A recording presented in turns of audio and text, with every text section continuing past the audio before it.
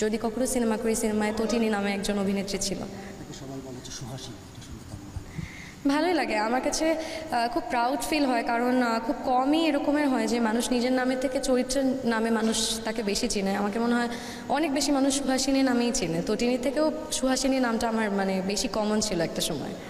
তটিনী basically আমি industry থেকেও আছে কিনা আমি জানি না, বাট এই নামটা আমার নানু ভাই রাখছিল। আমার এটার নাম অর্থ হচ্ছে নদী, সো আমি আমার এই তো আপনার জীবন কি নদীর মতো? নদীর মতোই বহমান, বাট নদীর মধ্যেও যেমন আপস অ্যান্ড ডাউনস থাকে, জোয়ার ভাটা থাকে, আমার লাইফেও তেমন আপস অ্যান্ড ডাউনস আছে। ইন্ডাস্ট্রিতে লাক বলতে একটা জিনিস আছে।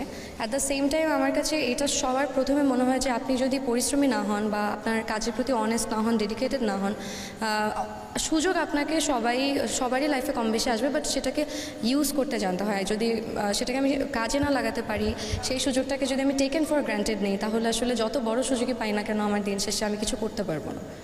সো আমার কাছে মনে হয় পরিশ্রমী হওয়াটা খুব খুব ইম্পর্ট্যান্ট। শেষ না, তারপর নিজেকে শেষ কোথায় দেখার ইচ্ছা?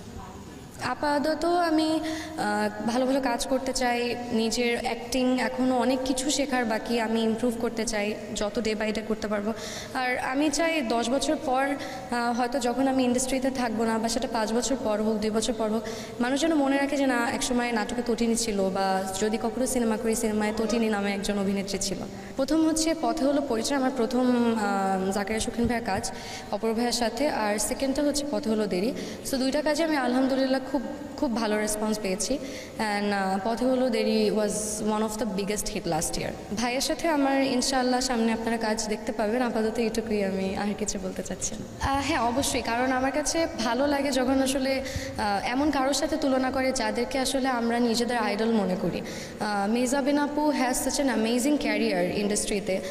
শুধু obviously she is a brilliant actress, but at the same time owner personality and how she carried herself through out the years, এটা আমাদের মনে হয় আমাদের নতুন প্রত্যেকের জন্য মানে একটা এক্সাম্পল যে মানে if you want to be like someone then be like someone like her.